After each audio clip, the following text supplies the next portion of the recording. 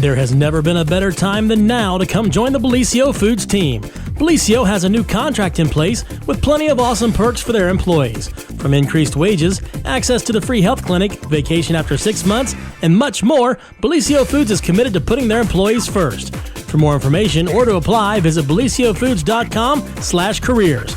Take advantage of these great new employee benefits and join the Bellisio team today. Visit BellisioFoods.com/careers to learn more. Comedy returns to Parks Edge Event Center just in time for Valentine's Day. Grab a loved one, your friends, and your family, and enjoy a night of food, drinks, and laughs with Karen Jaffe and Andy Frampton. Tickets are on sale now at EnjoyParksEdge.com. Get your tickets for the best Valentine's Day since your crush left that note in your locker your freshman year. It's Valentine's Day Comedy, Saturday, February 12th. Tickets on sale now at EnjoyParksEdge.com.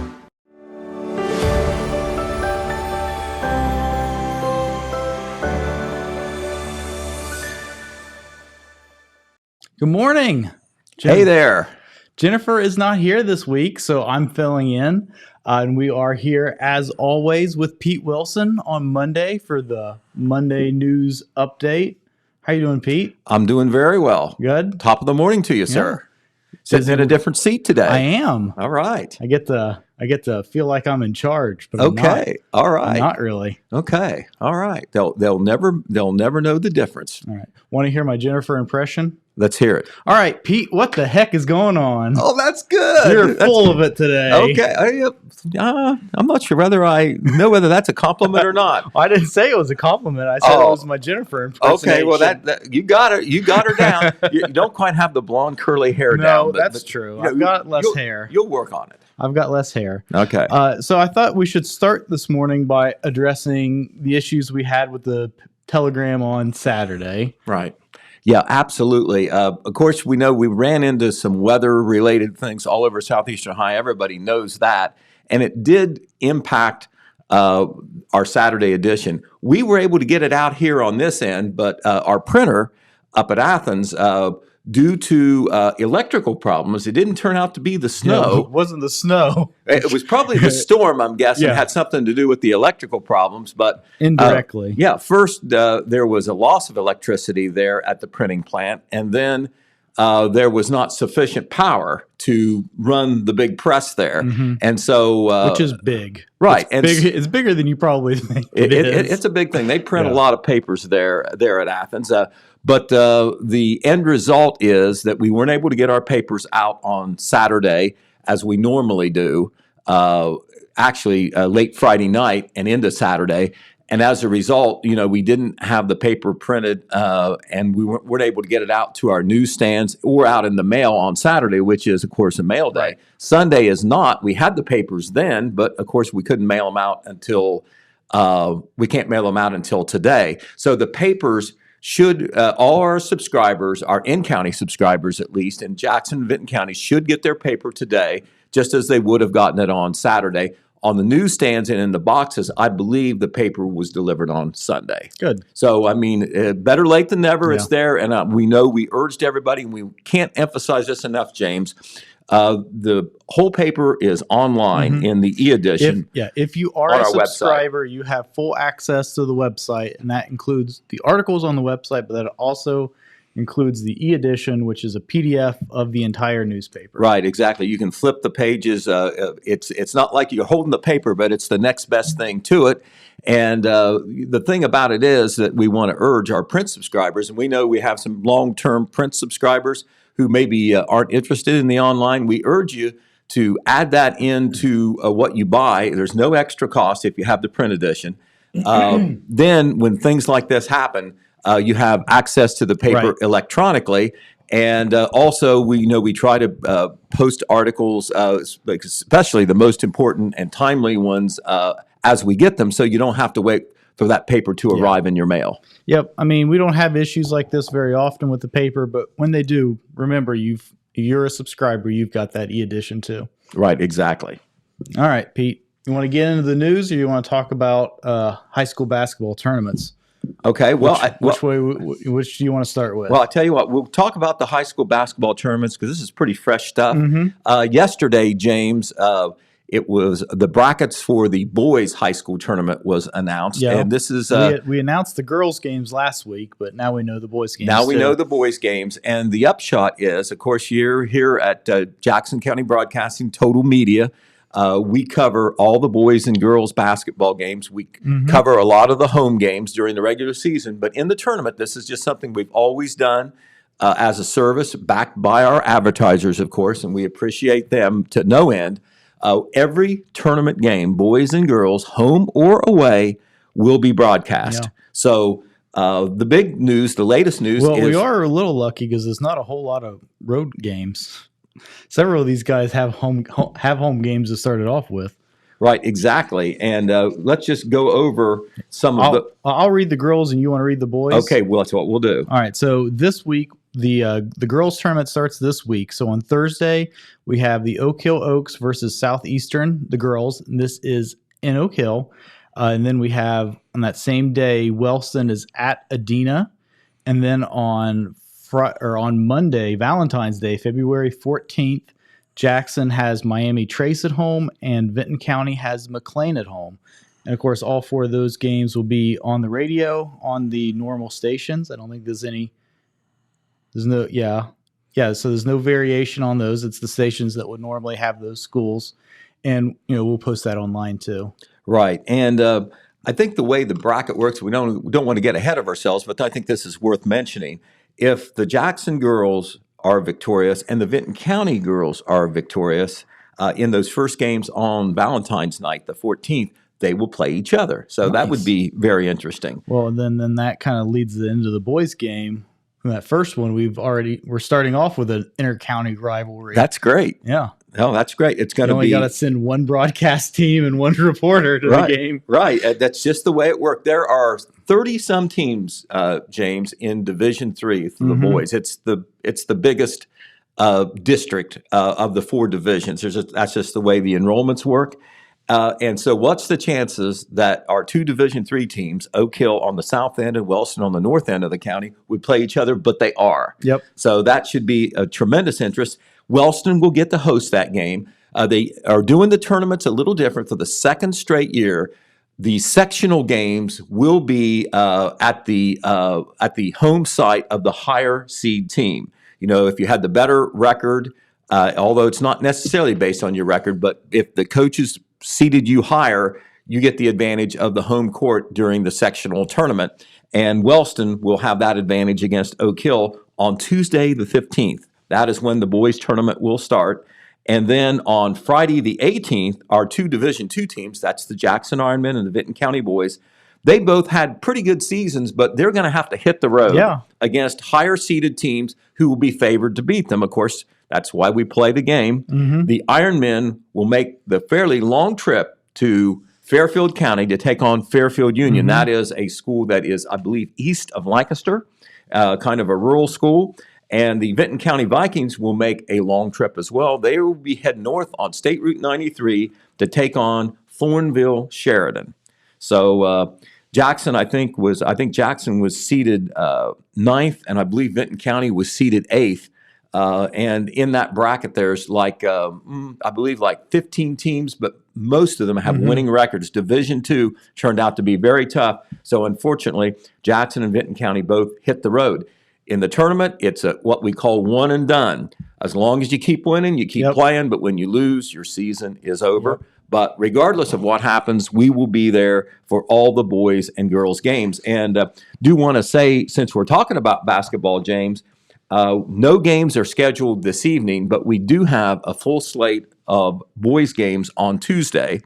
Regular season, Unioto at Jackson, Waverly at Oak Hill, and Alexander at Vinton County. And the Vinton County Vikings are playing for the conference crown, at least a share of the conference crown, so that's going to be a big game.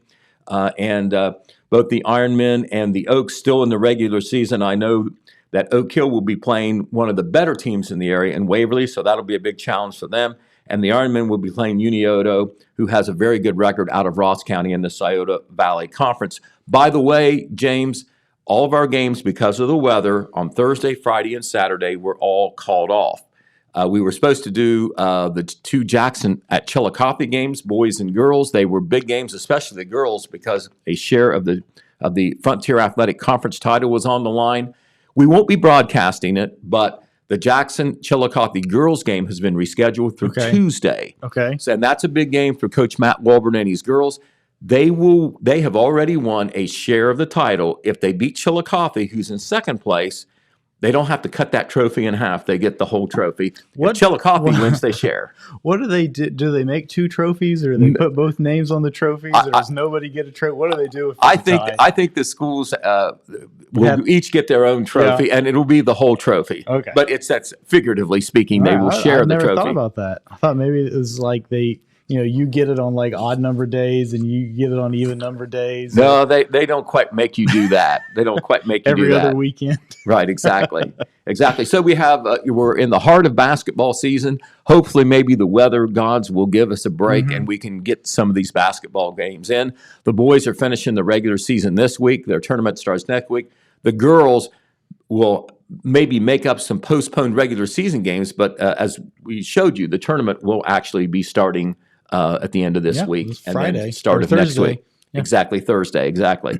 And we'll have, once again, all the games, and I know here on the TV, on social media, in the paper, we'll be reminding you of those games and those upcoming broadcasts. All right, so that's the bouncing ball part. Do you want to go to the regular news now? Well, I see what you got on the top of the stack. Right. It's everybody's favorite subject. Right. I tell you what, COVID-19, the Jackson County Health Department put out their latest report, James, last Thursday. We haven't had a chance to tell you about it on TV, but it's some kind of stressful news there because, get this is just numbing, these numbers. 834 cases were reported in the last 2-week period from January 17th to January 30th. 834 cases. There are also there were also 16 active hospitalizations right now. There were 8 new virus-related deaths. You stop and consider those numbers. And I know that there's a lot of cases. I know that a lot of them turn out to be minor, but there are some serious cases in there. And the numbers are just staggering, I think. And I know it's a very controversial topic. Some people think it's overblown. Some people continue to worry about it because the virus can be serious and deadly. But the good news is, you can look at it from both ways. The previous report from the Jackson County Health Department covered a 1-week period, and it's showing that the rate of new cases and active cases has declined a little bit. Even though it's 834 cases for 2 weeks, the 1-week report that was issued on January the 17th had 534 cases. So if you compare 1 week to 2 weeks, there's actually fewer new cases than there were. Unfortunately, there were 8 new deaths. The number of hospitalizations also increased, however, from 14 on January 17th to 16 on January the 30th. So if you look at all the numbers now, 7,144 cases in Jackson County since this whole thing started back in April of 2020. 7,144 cases. Right, and you've got out of how many? About 33,000 people in the county. That's about a third. Well, close to a third of. I did some numbers crunching in my head, and it's between 1 in 4 and 1 in 5. But just think, 4 people are lined up here in Jackson County residents. One of them has had COVID-19. Yeah. That wasn't the way that it started. When it started, I mean, it was scary, but it was still, most people weren't getting it. But, when you got it, you were worried about it because there were those deaths that were occurring, a lot of hospitalizations, a lot of older people were affected. Now a lot of younger people are affected. I remember, James, back in the first year of this, the average age was in the late 50s for this. And a lot of people, 60s and 70s, were getting it. It was really hitting the nursing homes hard. Well, the average age now, when you look over the whole thing, not just lately, but from the very beginning till now, the average age is 38. And so it has come down, about 20 years. It's just, I believe it. It is affecting a lot of folks in the younger age bracket. Vinton County does those age breakdown, the health department does. And the last report, we haven't got a report this week yet, But the last report, the most active bracket was the ages 10 to 19. So, you're talking about school kids there. Also, 54% of the people who have had COVID in Jackson County are females. That actually goes against the statewide figure where males are getting it more than females slightly. Also, 31% had an underlying health condition. I remember back in the beginning, it was high. It was more like in the 60 to 70%. Yeah. It was the older people who had compromised health or just maybe they were more vulnerable because they were older. Yeah. And now, what that is saying is the bottom line is, in general, younger and healthier people are getting COVID-19. So I know that we drone on and on about it. We talk about it every week, but what did Dizzy Dean say? Statistics don't lie. Might have been Dizzy Dean, or maybe it was Casey Stengel. I don't know. But one of them said it. But sounds like something a baseball player would say. Right, exactly. All right. But anyway, that's the latest COVID-19 numbers. We expect to get a new report from the Vinton County Health Department this week as well. And, when we talk later in the week, we'll certainly give you updated information on that. All the public health experts, of course, from the local level all the way up to the White House and the CDC are saying, once again, emphasizing the importance of vaccination. Yep. Because they believe that even though we are having all these breakthrough cases, it protects you more than not being vaccinated. Plus, it will make your case minor. Less severe. Yes, exactly. I believe that there is evidence to support that. All right, moving on. We're a long way away from the May primary election, James, but the filing deadline for candidates and levies was last Wednesday. So now we know who is going to be on the ballot in the May primary. And this will extend out to the general election because we're talking about partisan primaries that are going to take place in May. The nominees then will move on to the general election. We could have other candidates file as well. But this was the first opportunity for partisan candidates to file. And if you like contested elections, you like the excitement of it, we're not going to have them in Jackson County. We had two countywide offices that were on the line. Okay. One of the county commissioner spots and the county auditor spot. This is an even-numbered year where most of the county offices are not on the ballot. Most of them will be on the ballot 2 years from now when there's a presidential election. But this year, the only two are the county commissioner slot currently held by Republican John Hensler and the county auditor spot currently held by Tiffany Ridgway. Well, they are very happy today because they have no opposition in the primary. The only opposition they would have in the primaries if somebody files as a write-in, and that would make no sense. There could be independent candidates. Ask that guy that won city council from Wellston as a write-in if doing that makes sense. Right. Well, John Jackson certainly did do that for Wellston School Board, and we've had, historically, it has happened. Yeah. You wonder how it could, but it has. But right now, if you want to file as a write-in candidate, you have until February 22nd to do it, and you can be in the primary. Now, independent candidates, which means, you're not on the May primary ballot, but you run as an independent in the general election in November, you don't have to file for that until the day before the primary. And in the last 10 years or so, we have seen more independent candidates file. That way, you have more time to think about it. You can avoid the primary when you could be eliminated. And the only disadvantage is you're not running with a party label, whether that's an advantage or not. Yeah. In this county, it's a strong Republican county.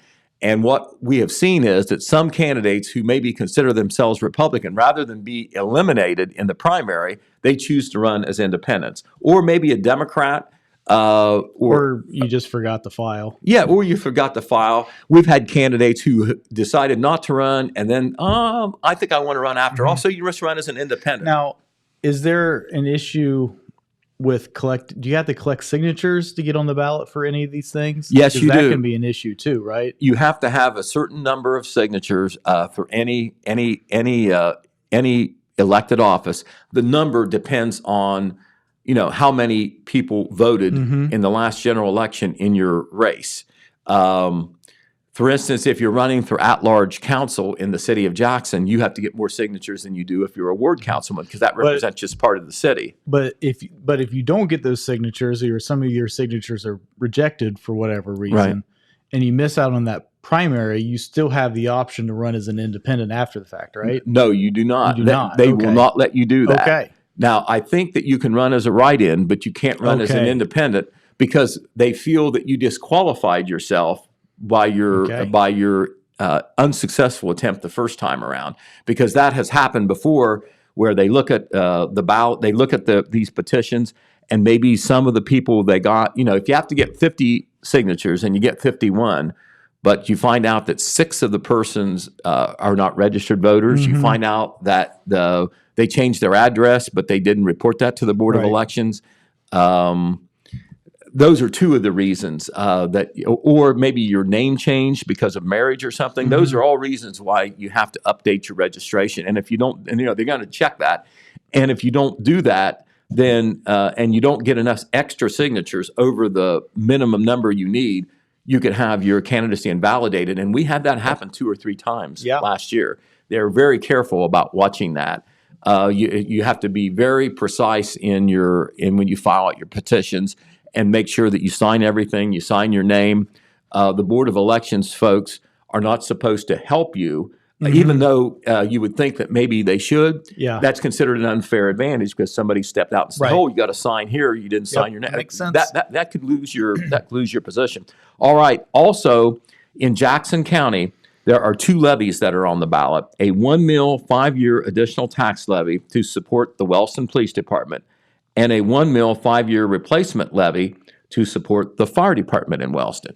Normally, you don't get a lot of levies in the primary, James, because the levies, by law, if you put them on in the primary, you have to pay for them. You have to pay for the cost of the levy.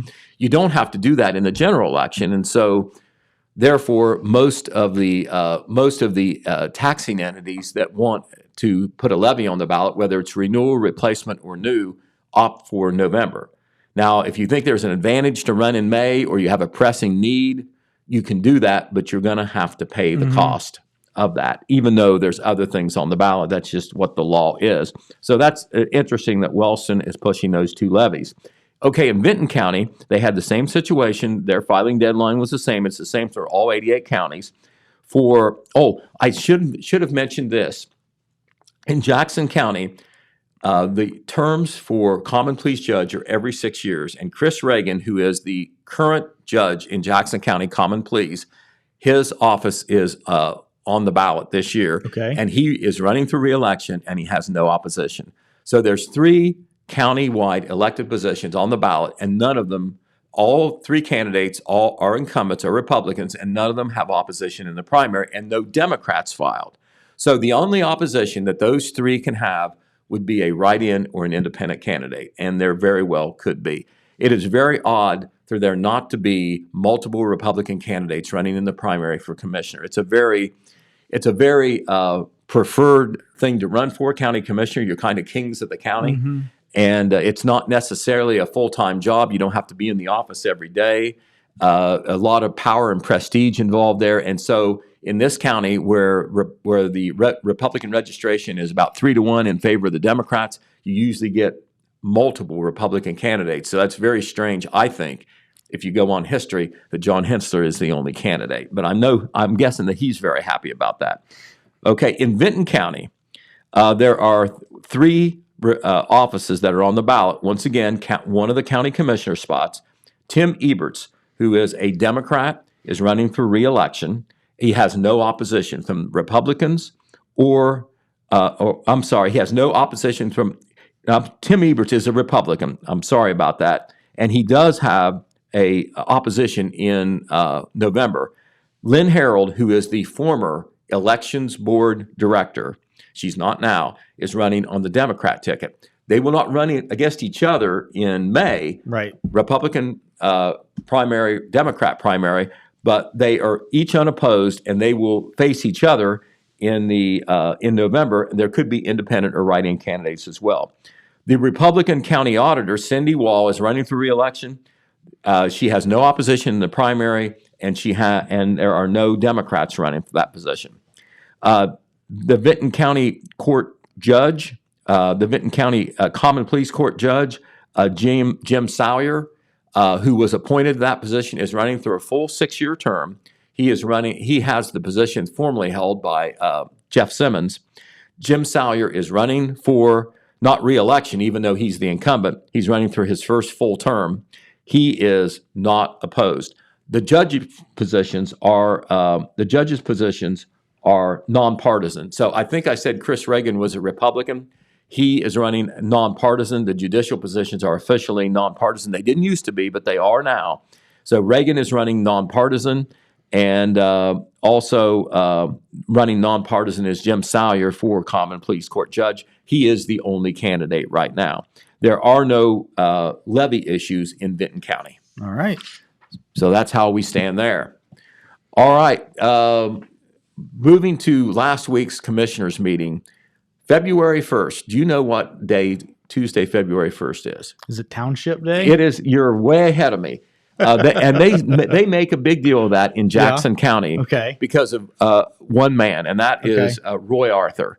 Roy Arthur has retired as a Bloomfield Township trustee, but for years and years, he was the president of a group that now calls itself the Jackson County Township Trustees and Fiscal Officers Associations. That is an association representing the elected township officials, the trustees, 3 trustees, and 1 fiscal officer in each of Jackson County's 12 townships. Roy he always wanted to celebrate Township Day. He was a trustee with the Ohio Township Association. He went up to the convention every year. He went to the commissioners and always had Ohio Township Day proclaimed on the local level. Roy, and you see him in that picture there, second from the left, he was given a plaque because he has stepped down as not only the Bloomfield Township trustee, but also as the president of the Jackson County Township Trustees and Fiscal Officers Association. And he is pictured there with the current, with the 2 of the current county commissioners, John Hensler on the left, Donny Willis on the right. Commissioner Paul Haller was not present at last Tuesday's meeting. The other gentleman standing there next to Donny Willis and Roy Arthur is the new president of the Jackson County Township Trustees and Fiscal Officers Association. His name is Bob Denny. He is filling the very large shoes of Roy Arthur, who made Township Day and township government very important in Jackson County. And so 2 things happened at that meeting on Tuesday on Ohio Township Day. They made their proclamation like they always do, and you saw that big group picture. Mm-hmm. There's a big turnout for that of township officials and county officials. And I think the Jackson and Wellston mayors were there as well. But not only is it a big coming out party to celebrate township government, but they also honored Roy Arthur for his many years as a leader of the townships here in Jackson County. Speaking of the county commissioners, we want to salute Donny Willis. He was recently named as a member of the County Commissioners Association of Ohio Board of Directors. That is the professional association that represents commissioners. It's their lobbying group. It's a full-time office up there, and county commissioners from all over the state are selected to be on that board, and Donny has the prestige of being one of those members. He is a first-term Jackson County Commissioner, and he's already been very active. He has taken a leadership position on trying to get a new jail here in Jackson County, along with Jackson County Municipal Court Judge Mark Music. And as a member of the Board of Directors, he will attend meetings of the association, and this is the lobbying group for the commissioners. They look out for the commissioners on the state level with the state legislature, with the governor's office and other state agencies to try to see that the good of county government is looked out for. And so that's very prestigious that Donny Willis has been picked for this position, and so we congratulate him. All right, we'll go to the city to the city level now. And in our last 2 papers, James, we have had articles reviewing the State of the City speech by Jackson Mayor Randy Evans, and I will say he put a lot of effort into that speech, so much that I felt to cover it adequately. It took 2 articles. The second article was in our paper on Saturday, which we hope people will get today if they're a print subscriber, and it was kind of the looking ahead part. He's in the middle of his first 4-year term, and I think he's probably going to run again. Although there's a lot of time between now and then. But Randy says he really enjoys being mayor. And the first part of the speech, which was the first story that we wrote, was about his first 2 years, what he felt was accomplished. The second part of the speech was about what he wants to do this year. And there are some major highlights to talk about. And, you can see that in this article that's in the paper. It's all online as well. But some of the things that are going on, street paving is going to be very important again this year. That is Huron Street in Jackson. Yeah. A section of that was paved in 2021. Yeah. Right. And that is the first year of Jackson's paving program that is being financed completely by the new city income tax money. Yeah. You can't emphasize that enough. Before, the city just didn't have extra money for street paving on their priorities. It just, it's very expensive to do. They spent $650,000 to pave sections of about 8 streets. Okay. He hopes to do more in 2022, maybe up to $1 million worth. Wow. We don't know where he's going to pave right now.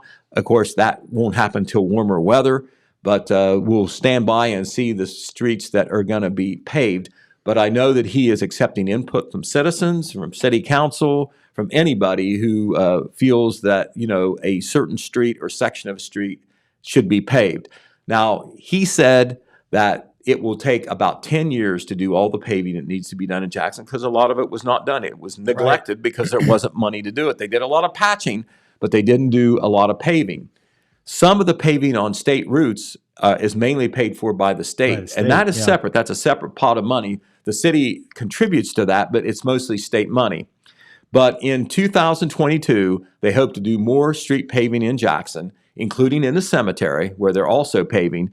But there's going to be 2 very big ODOT projects. The largest one will involve most of State Route 93 that cuts right through the middle of town. All the way on the north end, Morton Street, coming in from Colton, from that corporate limit, is going to be paved all the way to the intersection or the exit ramp where on Main Street you go off on State Route 32, either to Wellston or to Waverly. State Route 93 from the 3293 intersection or interchange all the way to 4 Mile Road, that was done last year. So this paving project that is mainly paid for by the state will be done sometime in the warm weather months. I'm not sure if it's exactly when it's scheduled, but it will involve State Route 90 or State Route 93, which is mainly East Main Street, all the way through the downtown area, all the way out into this commercial area to where, you get off on 32, I believe is where that'll be. So a lot of paving going on in the city of Jackson.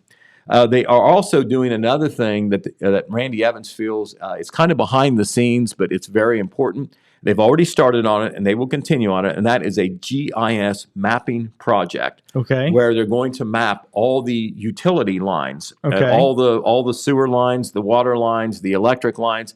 Instead of being on paper, it's going to be electronic, and a lot of people who have interest in where these lines are can access this by computer. It'll help the city do its work, but will also help the public know where these lines are and so forth. And as I said, it has already started, and it will continue in 2022. I'm not sure if it will be completed this year, but I know that that will be one of the main things going on in the city.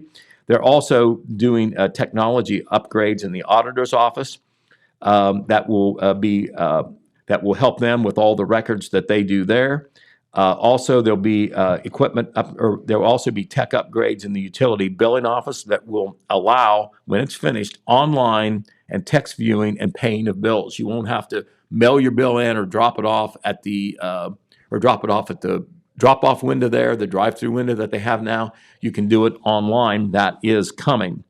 Also, they're going to, if you watch Jackson City Council meetings, of course, we cover the meetings for the Telegram in person, but they're also now they're also taping the meetings through YouTube now. And it's a better production than it was before. The sound is better. But the best thing about it is if you're interested in what's going on in city government and you actually want to see it as it happens or go back and see it after the fact, it's posted now on YouTube. And so I think I'll go back and I'll pull out Mayor Evans' speech. And I think maybe we'll play that on the show tomorrow. Okay. So just so we can highlight that and so everybody can hear it for Right, themselves. right. And it's about, it was maybe about 15 or 20 minutes, but it was compact, but he covered a lot of ground there. He really did a real good job recapping, reviewing, and previewing. Also, James, 3 of the major infrastructure projects that will take place this year, and this is being done mainly with grant money. There may be some income tax money that will go for some of this, and I know that they're looking for grant funding for more projects. In short, Randy Evans feels that the water and sewer lines, many of them in this town are aging and they need replaced. They're the kind of things that it's easy to put off until something breaks. Right. Right. And so 3 of the projects that they have in mind for this year, and they actually have the money for them, is the Mill Street Area Sewer Extension Project. This will provide sanitary sewer project to a number of residents in the Mill Street area that don't even have sanitary sewer now, and this is within the city, so that'll be important. Also, they're going to replace sewer lines in a section that runs to Mitchell Street to Wood Avenue. That's on the northeast side of town. And they're also going to do a sewer lining project on a main trunk line that I believe runs along South Street in Jackson, and that affects a lot of customers as well. So just a lot of positive things happening. If James is successful in getting that State of the City speech on tomorrow, you'll hear the specifics on that. And if you live in the city of Jackson, it's certainly important. Mayor Evans, once again, counting on income tax money, grant money, some of the federal money that's coming in on what we initially called the stimulus. It just made more money available to local governments to make improvement projects that, frankly, would not have been done if that money was not there before. All right, so what else do we want to talk about since we're on municipal government? Let's talk about... Let's move over to Colton. Let's move over to Colton Council. Yeah. And at their last meeting, which was last Tuesday, they welcomed 2 new employees. And the reason that they have new employees, and if you're looking on the monitor there and you see the 2 new employees, that's Cindy Kuhn on the left and Courtney Wolf on the right. And together, they are going to replace Annetta Lewis, very important person. Took 2 people to replace her? Well, that's the way it looks. And they want a little backup help, so one person, isn't the only person who can do these important functions. But Annetta Lewis was not only the fiscal officer for the village, but she was also the council clerk. Cindy Kuhn will be the council clerk, and Courtney Wolf will be the assistant fiscal officer to Annetta Lewis to start off with, and will eventually probably replace her. But those 2 ladies were welcomed at the last council meeting. They were both hired, and it's a very important time in the village of Colton. Not only do they have this transition on the financial position and the council clerk position. Cindy Kuhn, by the way, if that name sounds familiar and that face is familiar, she's also the council clerk for the city of Jackson. So she comes there with some experience, which will be important. But in Colton Council, one of the things that they're discussing is there's a lot of work going on in Colton right now because they are doing a sanitary sewer replacement project that is going on right now. It was kind of a strange thing in Colton. Not all that many years ago, they got a new sanitary sewer plant, but they didn't have sewer lines in the town. They had septic tanks. Well, now, septic tanks, they get old, they fall in disrepair. The village always had to be pumping out people's septic tanks because it was part of a public system.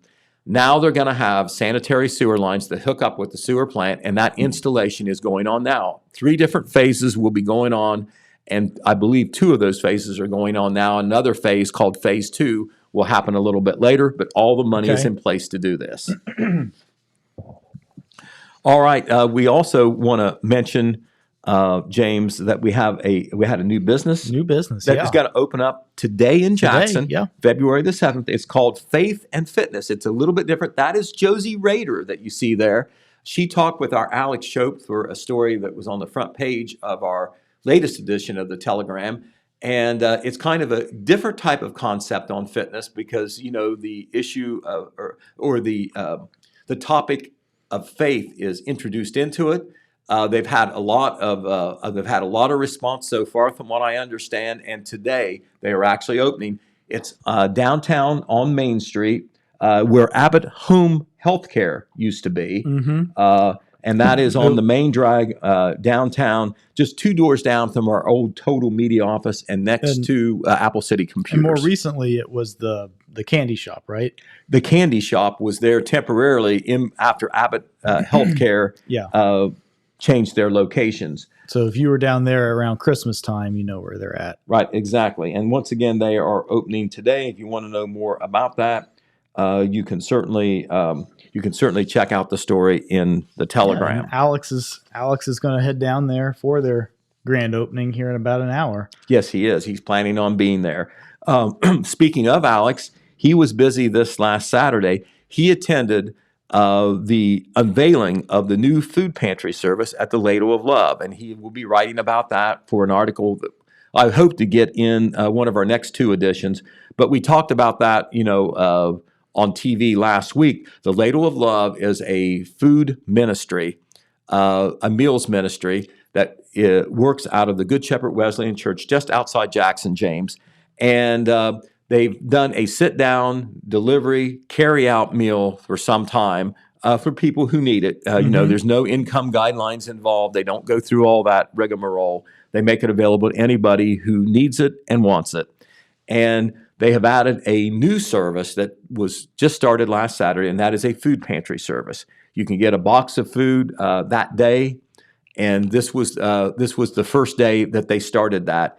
And they do meals twice a month on the first and third Saturdays at the Good Shepherd Wesleyan Church. So a lot of information will be in an upcoming article there. Wonderful. All right. We want to congratulate Andrew Brandow. And one of the chilling things you have to do if you're in school, elementary, middle school, is stand up there and spell in front of all those people. And Andrew Brandow was the winner of the Wellston Middle School Spelling Bee. Spelling Bee, yeah. Right. I believe that's Andrew in the middle there. In the middle there? And let's see, what's the names of the other 2? I'll let you have this back. Okay. The names of the other 2 kids, let me make sure I'm right there. Andrew Brandow is in the middle. That's Jaylee Coleman on the left. She was second place. And then the third place winner there on the right is Deacon Alexander. Here, let me see that paper, Pete. Sure. I'm going to put you on the spot. I'm trying to find what the winning word was, and I'm going to throw it at you. Or do you I don't know whether it's in there or not. We picked that information up from the middle school. I'm always terrified of those because they're really pretty tough. No, I know. Well, I knew I couldn't do it, so I didn't want you to put me on the spot. So I thought I'd yank the paper away from you. Okay, you're ahead of me. I don't think it's there. I don't see it. No, I don't think it's there. But that's disappointing. But anyway, yeah, I think I can. He didn't miss a single word. We know that. That's so impressive. Or he was standing at the end. He was ahead of the other 2. That's so impressive. And so I couldn't do that. No, when you win the spelling bee, at these elementary, middle school levels, you advance to a district or a regional contest, and that will be the case with Andrew as well. That's very impressive. I believe it is in here. What? He will be taking an online spelling test to qualify for the regional spelling bee at Ohio University. So he has a chance to move on. He's got to do an online test, I guess, to qualify for that. But anyway, congratulations is right. to Andrew Brandow. Okay, we just talked about Wellston. Hire him to proofread my work. Oh, yeah. We'll take him anytime. The Wellston City Board of Education is going to meet tonight, James. It's not a regular meeting night for them. It'll be 6 p.m. at the district administration office. If you happen to go, we'll warn you up front. You're probably not going to see anything live because they're going to move into executive session to talk personnel type things. We know one thing that they're working on that's been a subject behind the scenes is they're hiring a new football coach at Wellston. Mike Smith left at the end of the last season, and they've been interviewing candidates. And the word that we receive is that they may be ready to hire a new football coach at their next regular meeting on February the 14th. Of course, Phil Buffington will be there. He covers the school board for us. Tonight, we are thinking that one of the topics at this meeting, which will be an executive session, is to decide who should be the football coach or to announce that at least among the school board members. They also, of course, are looking for a new superintendent. That search is on as well. Karen Bach, who, by the way, was recently hired I saw that. At the Educational Service Center, the Gallia Vinton Educational Service Center that operates in Rio Grande. She's got an administration position there. We're working on that story as well. But her replacement, her temporary replacement, is Marianne Hell, interim superintendent, longtime administrator in Vinton County. She is holding down the job at least through this school year. But in the meantime, they're searching for a new superintendent to begin, I assume, before next school year. And so that process is going on as well. I don't know whether that will be addressed at this executive session meeting or not, but it could be. Also, speaking of meetings, the Jackson County Commissioners normally meet on Tuesday, James. They announced this morning that meeting date this week will be moved back to Wednesday morning. So if you have business with the commissioners, it's 8:30 a.m. Wednesday now instead of 8:30 a.m. Tuesday. And the reason is they have to do some financial preparations. The auditor's office does, and they lost last Friday because the courthouse was closed due to the snow. So they'll do catch-up paperwork today, and they'll be ready for a meeting Wednesday instead of Tuesday. All right, another thing we want to mention as we move to softer news, and I know that you can comment on this better than I because you were there. What a great turnout for the fundraiser for Bart Wiseman's Sonic Rhythm Academy that they had there. I passed by a couple times. The parking lot was full all day. Well, Trevor Bailey was there covering it for an upcoming article that we hope to have in the paper this week, but I know you were there taking some pictures. And Parks Edge is a big place, but there was a lot of people playing music and paying tribute to the legacy of Bart Wiseman, the late Bart Wiseman. And speaking of the legacy of Bart Wiseman, this was one of the I was there from about, I don't know, 3 to 5, 2 to 5, something like that. But speaking of the legacy of Bart, like the thing that they did while I was there that I thought spoke the most to it, this young man there playing the bass guitar was one of Bart's students. Bart, taught him how to play guitar, and that is Keith McGrath of Keith McGrath and the Big Gas Band. Okay. And so the young man's name is Strider, and they invited him up on stage to play with them while they were performing. And so he played one song with the guys, and he just wonderful. It was probably the biggest crowd that kid had ever played in front of. And so I didn't think there was anything better kind of showing what it is that is the Bart's legacy, that he's passing music on to the next generation like that. Exactly. That is so important, and I am sure I did not know Bart as well as maybe some of the other people who were there, but I did know him, and I know that whole event would have made him very proud. And it is an appropriate tribute to him for sure. And his love of music, because I'm not sure anybody loved singing and performing more than Bart Wiseman. And I know that his widow, Megan Wiseman, his mother, Connie Barton Pelletier, were touched by the turnout and all the support for establishing this Sonic Rhythm Academy fundraiser, which is all about training and exposing young people to music, like you say, the next generation. The band that we just showed you the photo of, when they were getting ready to play, they said the way we chose all these songs these were all songs that we had played at some point in time when Bart was around, and Bart asked what songs we were going to play, and we were going to play these. Like, oh, that's a good one. Oh, that's a good song. So they said that's how they picked their set list. They were all songs that Bart told them that was a good one at one point in time. Well, I tell you what, talk about a great event, James, because it obviously raised money for a good cause. It was a feel-good thing to show love for Bart and his family. But you also had great entertainment all day long, know. I mean, they were there for 10 hours. If it was just, if it was just a concert, can you imagine? I don't know what time they actually shut it down, but I mean, they started at noon and they were planning to go until 10. No, and I believe it, because I mean they were just getting started when I left. And once again, a great tribute to Bart that all of his fellow musicians wanted to come out and be part of that. So kudos to the organizers and everybody who contributed to that great event. And of course, we'll be covering that in the Telegram. Speaking of performances, we don't have a whole lot to tell you about it right now, but we do want to give you a heads up that on the weekend of February 25th, 26th, and 27th, the Apple City Players will be performing the Hallelujah Girls. Yeah. They're already practicing now.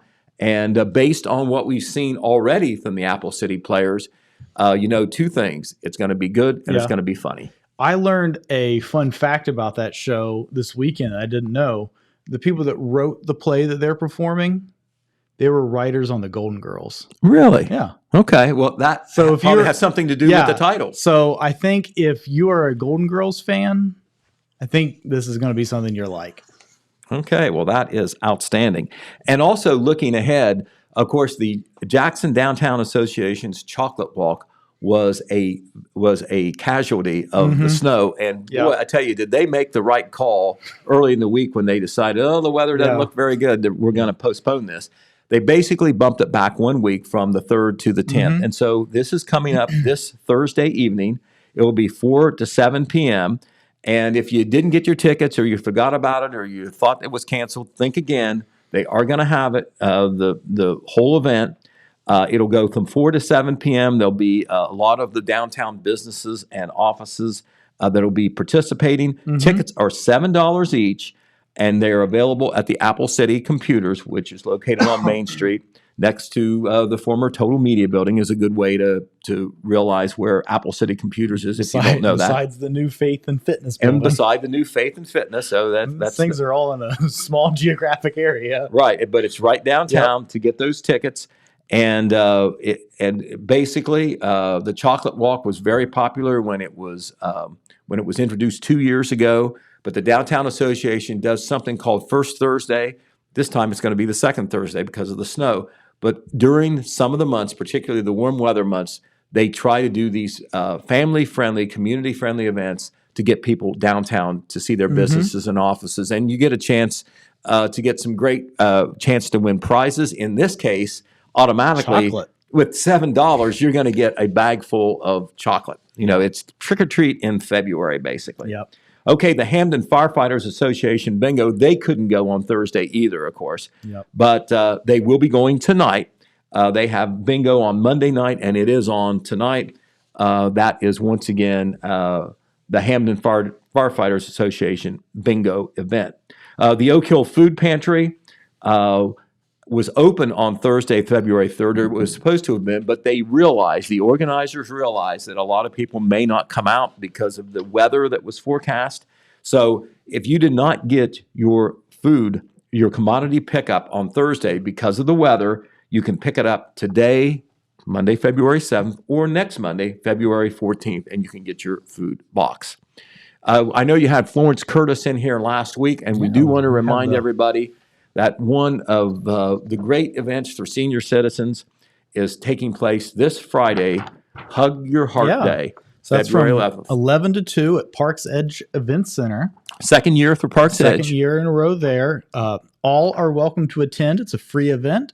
Features health screenings, memory screenings, entertainment, silver sneakers classes, door prizes, lunch, and more. I mean, all that stuff, and it is free.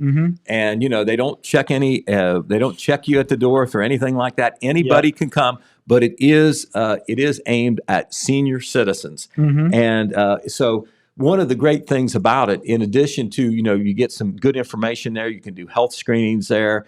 You get a free meal, you get free entertainment. They have kind of like games they play, participation. But one of the best things about it that the organizers have told me in the past is the socialization. A lot of times it isn't easy. Especially last year. Yeah, for seniors to get out and see people. They can see a lot of their friends, renew acquaintances, and like that. It is just a great event. Yeah. And certainly our hats are off to the Jackson Area YMCA and Holzer Health System that are the main organizers, but a lot of offices and businesses in the communities jump in and make donations, and they're on that committee that helps organize the thing. It is a very, very nice event. And hey, if you're interested in more information about Hug Your Heart Day, you can contact Laura Baker at the YMCA at 740-286-7008. All right, very good. Also, James, something that is on this year that didn't happen last year is the Wellston Rotary Show. Okay. I know that you're fairly new to Total Media and you're from Oak Hill. And I don't know whether you know a whole lot about the Rotary Show, but it is a long time tradition in Wellston. They used to call it the minstrel. It goes back 50, 60 years, maybe longer than that, maybe 70 some. But anyway, they call it the Rotary Show now. It's usually held in the spring. It is the main fundraiser for the Rotary Club for all the good things they do, scholarships and everything else. But it's also great local entertainment. And they are starting practice tonight for this year's Rotary Show, which is going to be held Friday and Saturday, April 1st and 2nd at Wellston High School. So as you can see, with starting practice tonight, they work a long time on this. Yeah. You know, there's lots of music, there's lots of slapstick, lots of humor, skits. I've been to many of them. They're always very entertaining. But the Wellston Rotary Club, it isn't just Rotary Club people that do this. They invite people from the community. You don't have to be from Wellston to be in this. If you would like to be part of something special, part of performance, they invite you to come to practice starting tonight. It'll be 7 p.m. in the Fellowship Hall of the First Presbyterian Church in Wellston. That's at 19 South Pennsylvania Avenue. Everybody is welcome. All you need to do is just show up. Practices will be Monday and Friday. So if for some reason you have to miss tonight, they'll be practicing again next Friday. And my guess is that it's going to be a very inclusive thing. They'll be glad to have you. You don't have to worry about your level of talent or anything. Well, I'm wondering, are you going to try out and do Oklahoma? I don't think so. They may have some standards. Okay. But it could be a humor type thing. It could be a humor type thing. Yeah. All right. I don't know. You could just regale people with your encyclopedic memory of Southeastern Ohio. All right. Well, anyway, you never know what you're going to get from the Rotary Show. They have what they call 4 N men. It doesn't have to be men either, but they are kind of like the main players on the comedy side. But there's also lots of music, and some of it's serious music in there. It's just a great show all the way around. A nominal fee to get in, and once again, it supports a lot of good projects that the Rotary Club does every year. The Sylvester Memorial Wellston Public Library, they had to cancel their Valentine card program. We want to remind you that was supposed to have been last Thursday. You know what happened on Thursday. So they have reset it for this Friday. That's February 11th, 6 p.m. to 7:30 p.m.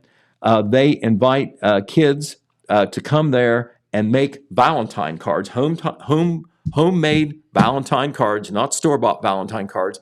And then after these Valentine cards are made, they drop them off at local nursing homes. And I know that touches the residents, particularly when they're delivered in person. So that's a wonderful annual project that the Sylvester Memorial Wellston Public Library does. And it got waylaid by the winter storm, but it's still on next Friday if you want to take part in that. Also, one other thing, James, we want to mention on the outdoors, there is a outfit called the Jackson County Sportsman Federation, and they support outdoor events, hunting, fishing, anything outdoors, nature, wildlife conservation, and it's local people that do it. They had a big banquet on Saturday, January 29th out at Cantor's Cave. And Red Thompson Jr. was there, so we have coverage of that coming in the paper as well. But one of the neat things they do is they support scholarships for local high school students who are heading to college. And 2 scholarships were awarded this year. It was a $1,000 scholarship and a $500 scholarship. And the students that won those scholarships this year were Blake Cross and Nate McManaway. They both are recent graduates of Jackson High School, and they can use this money towards, their college expenses. And to qualify for, one of the things they had to do to qualify for the scholarship was they had to complete an essay about describing a hunting, trapping, or other wildlife outdoor experience. Now, Blake Cross and Nate McManaway were at the banquet. There was a third student who graduated from Wellston High School named Hunter Smith, who also got one of those scholarships. He was not able to attend, probably because he was at school. The Sportsman Federation also raises money to help the Biggles Club purchase a furnace for the group's building, and they also gave money, or will give money, to the Coon Club and the Oak Hill Wunkers Club for their Youth Day events. And both of those events are held to expose youngsters to outdoor sports, coon hunting or fishing. So wonderful project that they have out there once a year. And that was held out at Cantor's Cave. Don't know how much money they raised, but they raised it through just the cost of the tickets. Mm-hmm. You got a dinner if you went, and then they had a live auction as well. So all right. Time to come up for air. It's time to come up for air, and then probably the weather, right? Nailed 10 o'clock right on the dot again. We made it. Consummate professional right here. All right. Well, I have a clock over there that helps. All right. I have to check it. One other thing we'll give a shout out to real quick. This weekend, of course, was the New Frontiers Journey Tribute Band at the Marquee.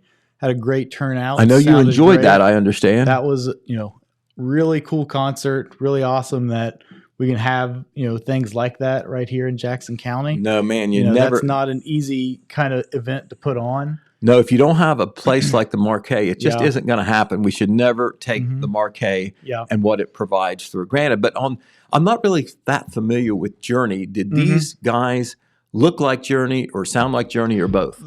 Well, the more sound like them than look like them, I would say. But the gentleman who's the lead singer really, singer for Journey has a pretty high voice, and he did a really good job. Like he was really just sort of comfortable singing in that higher range, which is not an easy thing to do. Right. But they sounded really great, and we really got to give a shout out to like everyone at the Marquee that's working behind the scenes, making that sound good, because getting all the audio mixed together and stuff like that to actually sound good and not just sound loud is not an easy thing to do, and they really do a good job with it there. Okay, well, I heard some good things about it, and so you have open rail one Saturday, and then the next Saturday you have New Frontiers. Yep. So, and there'll be things happening all year at the Marquee. So we'll look forward to those.